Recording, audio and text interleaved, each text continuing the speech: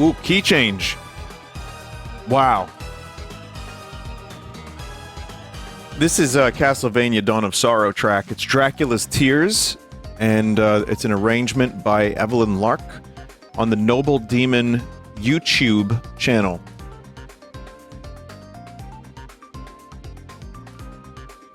And you'd like kind of immediately know it's Castlevania song. Maybe not everyone, but people, I think a lot of people that played a lot of Castlevania, even if you don't know the game, there's just a style, and it's great. And this is a really good version of it. Vinny, don't forget your runes. I won't.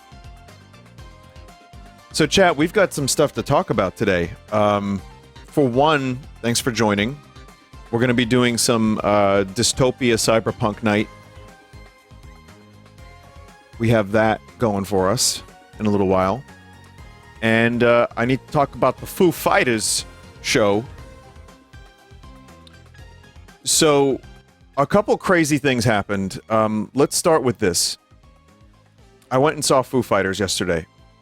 And it was at Citi Field, which is where the Mets play.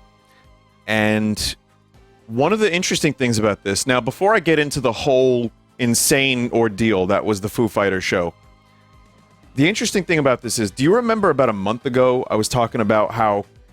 I was like, man, you know, the thing that would be coolest streaming kind of thing would be if John Grohl, brother of Dave, was like, hey, you know, I like your streams, man. Do you want to come to a Foo Fighters show? Well, John Grohl actually emailed me. I'm not kidding. Okay, it wasn't actually John Grohl. I don't think John Grohl exists. But what happened was this. And I'm just going to be kind of vague, but someone that works for Wolfgang Van Halen was like, I like your stuff. I like your music. I might be able to get you on the guest list. Because, you know, I can do that. But if all the spots are taken, then I can't do that. I said, all right, cool. So, you know who you are. Thank you. It's fucking amazing. Coolest thing ever. And it blew my mind that it actually happened because of some dumb joke I made about John Grohl. Dude was awesome. I actually, you know, LA and New York, the show guest lists fill up very, very quickly. But I managed to go. And it was cool. So that is definitely one of those holy shit, I'm a lucky motherfucker moments that I will not regret. I will not forget. And I got to see Mammoth. They were great. Really good. Wolfgang Van Halen's got a great voice. I mean, really good on guitar. The band was cool. Great voice. I got to see the Pretenders. Chrissy Hynde still has it. Her voice is amazing. The band was cool. They did a lot of the songs that I knew. Some I didn't. All real good. And then I got to see Foo Fighters. However, there's some problems with that. One, the show got mega rained out. But we'll get to that. We'll get to that in a moment. The day was really, really hot. Like, super fucking hot. And then it was like, you know, we weren't sure if it was going to rain. Because the weather was looking like rain. People were saying it was going to rain. But then it didn't. And then it did. It did once. And then I brought like a rain poncho. And I was just like sitting there just in case. Had the poncho ready. But then it didn't rain for hours and hours and hours. So I was like, all right, great, we're good. Foo Fighters go on. They start with One by One. I've seen them before in 2012 for Global Citizens Festival, but it wasn't like a full set. So this is going to be my first set. Now, I like the Foo Fighters a lot. They're not my favorite band, but they've got 3 albums I know front to back and love. Like, you know, I'm not always down with the Foo. But there's some stuff from there that I think is incredible. And they played a lot of stuff that I loved that night. So they're doing it. And Dave is like, you like rock and roll? As he usually does. And I'm usually like, yes, Dave, we like rock and roll. I get it. But weirdly, he kind of won me over. Like, Dave Grohl is a really good frontman. He's, you know, he... when he sings, he doesn't finish sentences. And in the stadium, it sounded amazing, but then you watch a recording, you're like, yeah, he's just kind of saying half words. So it made me feel a little bit better about my own singing, but the energy that this dude has, the real love of music, the band is incredible. Everyone in the band is incredible. New drummer, Josh Freese. Guy's been in the business for years. They played a little March of Pigs when he was up there because he played with Nine Inch Nails. It was awesome. And then the song Sky is a Neighborhood comes on, and we see lightning. And people are like, uh-oh. Ironic song. And then Learn to Fly, you know, where he's talking about looking to the sky. More lightning. And now it's getting a little weird. So now, you know, he made an announcement saying, listen, there's a chance this is going to shut down because there's a storm coming and it's a bad one. So we're going to play as much as we can for you, but we can't promise anything because you guys have to get safe. Now, lightning in a stadium or a field like that is very, very bad and has led to problems in the past, especially when there's a ton of people and a ton of electrical equipment. Add to that torrential downpour and you have a recipe for fucking severe disaster. So, you know, also the guitarist introduced himself by playing Thunderstruck by AC/DC. Chris Shiflett did indeed play Thunderstruck by AC/DC, which was kind of interesting. But yeah, so they did Learn to Fly, and then the people from Citi Field, and again, there's insurance purposes, there's safety purposes, there's a lot of reasons why I think lightning, if it's within 10 miles of the stadium, they have to shut it down. But it was getting really close very quickly, so this is what happened. I recorded a video. There's more to this story, it gets wild, but here, take a look at this. So he's saying, let's do this shit right now. Now, the reason they're doing Everlong right now is because they figured they'd be able to do one more song, and they figured, let's do our biggest song. Let's do the one everybody knows. Let's do it now. Usually they end with this. But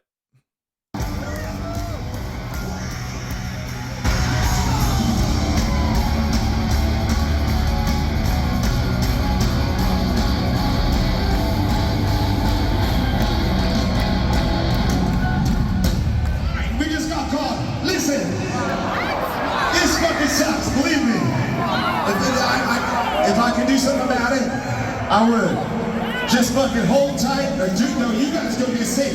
Everybody go get safe. If we can come back and play, we will. But listen, you know we fucking love you. We know we'll be back for you motherfuckers, right? Woo! Go get safe. We'll see you in a minute. All right, go get safe. so that's the video I recorded. What he's saying is we just got cut or we just got called.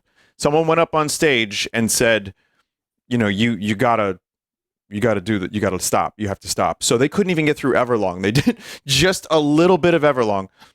Now, it sucks. It sucks, of course. But here's what ended up happening. Within 10 minutes, this parking lot was a lake. And it only got worse.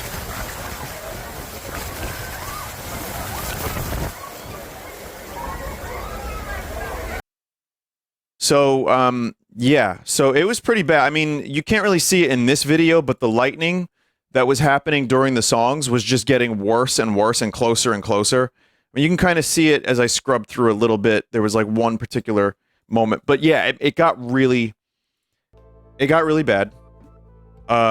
People just decided to brave it, and they went and they, you know, went to their car. Now, I'm wearing a $3 plastic rain poncho, which kept approximately 20% of my body somewhat dry.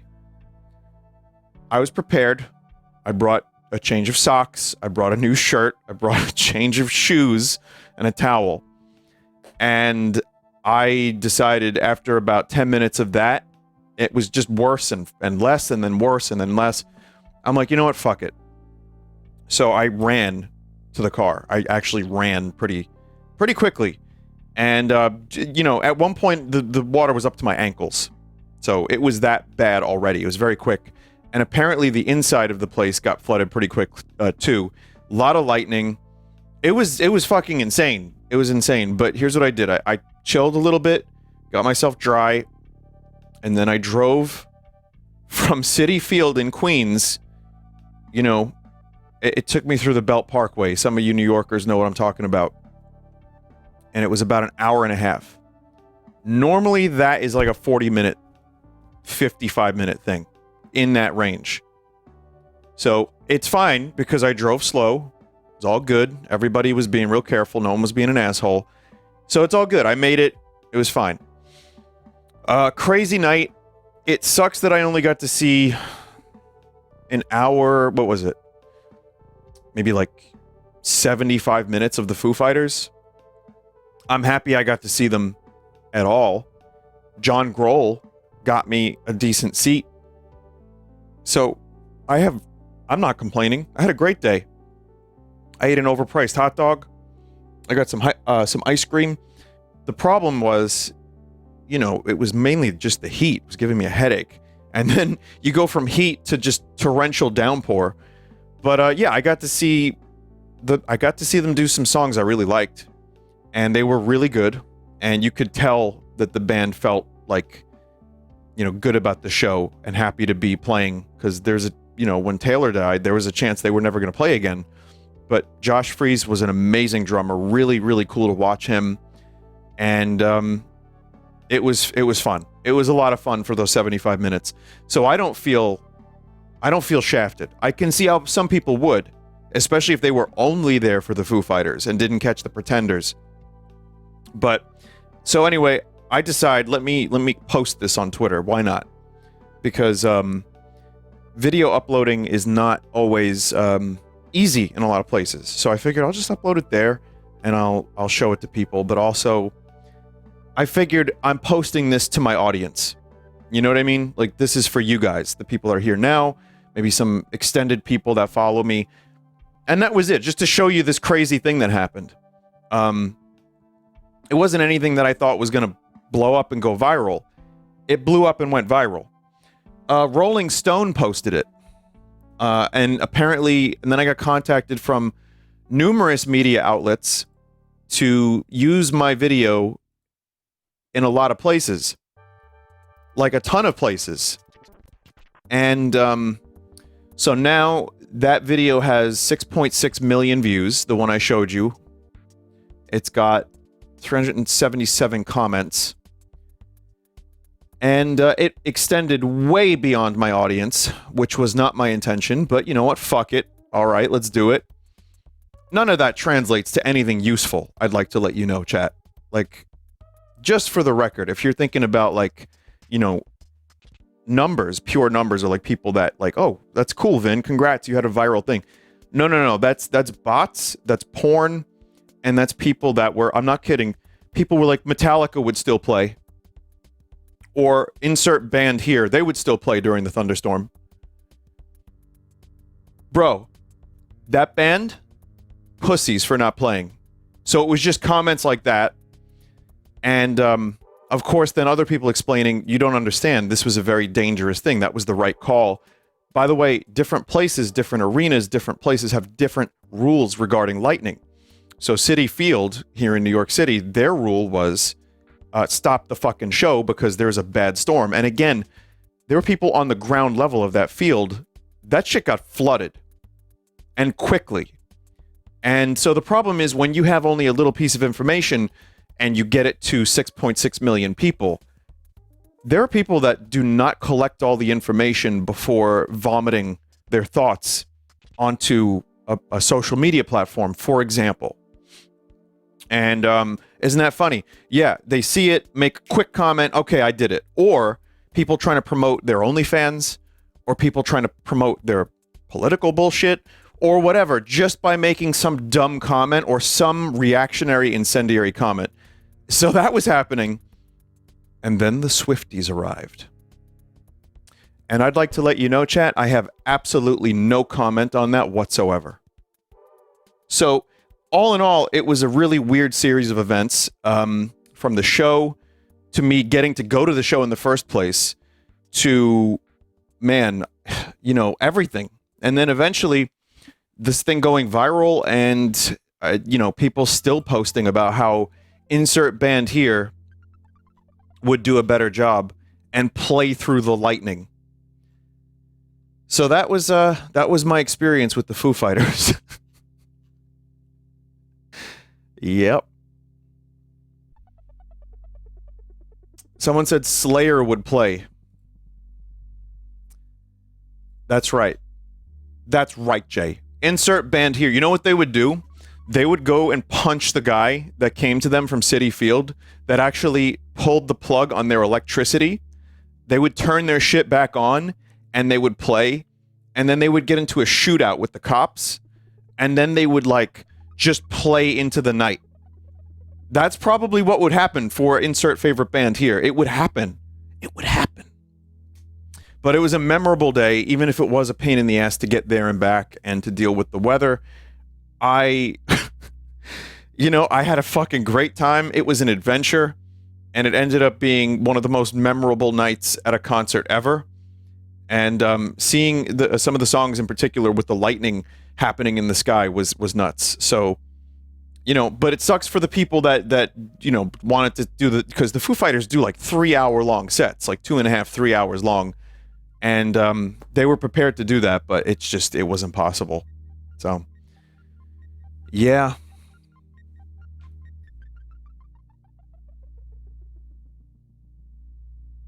Vinny, you show up in new TF2 update on Half-Life themed map. Check Twitter. You understand my Twitter is a dumpster fire right now, right? Well, it usually is, but especially right now. So you might have to send that again. I don't know what... Yeah. While you're doing that, I also wanted to show you... Have you seen this?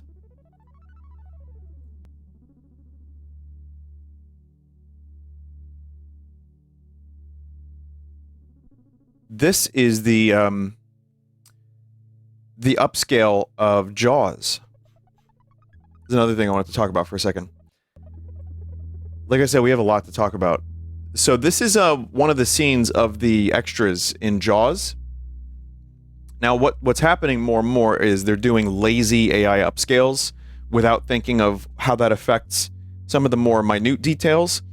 If you look at what's happening with some of James Cameron's films, especially True Lies, they're like plastic. Nerrell did a video about this. Nerrel. I would recommend it. Let's see. True Lies upscale.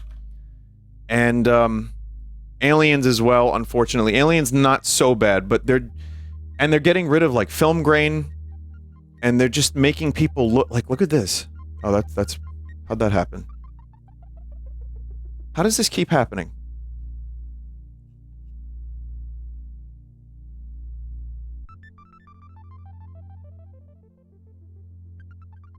Let's see. Okay. So here's True Lies as it normally is, and here it is with the upscale. And you just like some of the things just seem, it's like Final Fantasy: The Spirits Within. I think there's a use for this. Like if you look at the Beatles Get Back, they did a pretty good job with old shitty footage because it was old shitty footage. They did a way better job with Let It Be, which was the original film that was released all those years ago. And what they ended up doing was they learned from what they did. This is, again, Peter Jackson's technology, like that he helped develop with Weta. But that kind of stuff can be used, but they got rid of all the film grain. People just looked really plastic and weird like you see here. But when they got to Let It Be a couple years later, which just released, they figured out a way to have it be sharper, but also maintain some of its original look, so it doesn't just look like a bunch of Final Fantasy characters from Spirits Within walking around. So I think the technology can be used, but it has to be done right, and it can't just be done lazy, because then you get nightmares. Oh, freaking sweet unknown horrors beyond comprehension. And here's another one, too. So here's another, casualty, not of Jaws, but of the upscale in Jaws. I don't know why people are so Oh my god, I don't know why people want to get rid of film grain. Film grain is part of, as Scorsese would say, absolute cinema. Anyway, I just wanted to talk about this for a minute because I thought these were some horrifying faces. Someone said, be nice, Vinny. People just looked like that in the 70s. Oh. Oh, well, never mind then.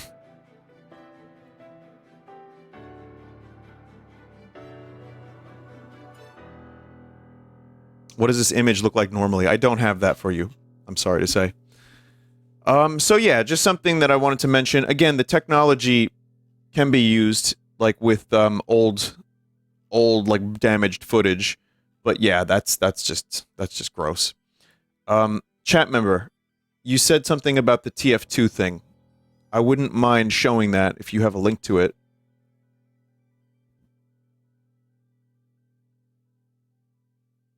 You could just link it in chat. Alright, let's see.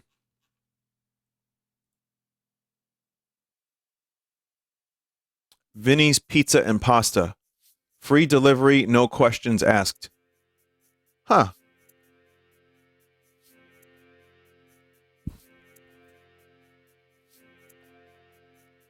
Chat, I can't do free delivery. I'm sorry to tell you this, I can't. I would go bankrupt.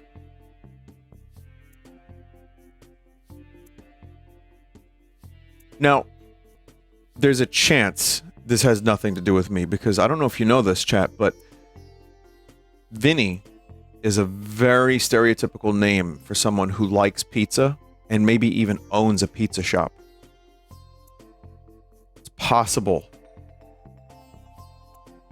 I also know, though, there is a map in TF2. This might be referencing a fan map that has a Germa reference and a Joel reference, as well as a Vinny Pizza reference. So, that's evidence 4. Oh, you already referenced in an older map with Germa as Vinny's water ice stand, advertised as the best on the boardwalk. What map is this, anyway? What's the name of this map? That's cool. If it's a... Listen, if it's a reference to me, I'm fucking flattered. I love shit like this. This is... It fuels me. My maniacal ego.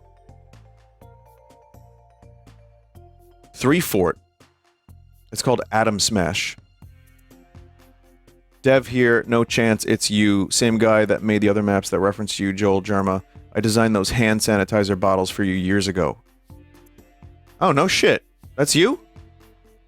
Wow.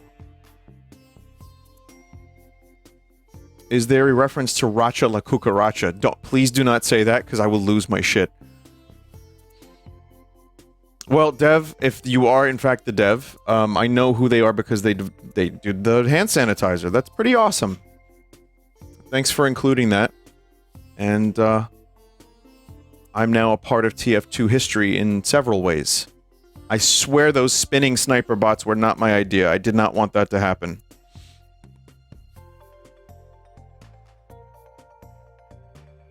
Well, that's it. I got nothing else to talk about. Go home.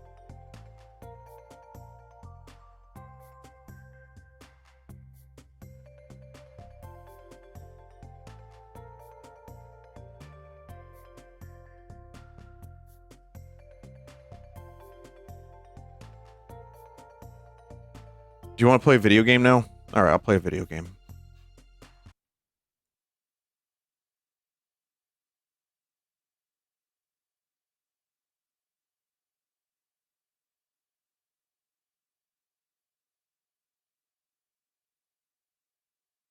Vinny, will you be playing the new fake mobile ad game?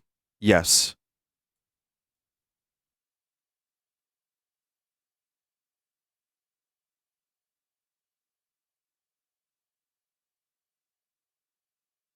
Soon.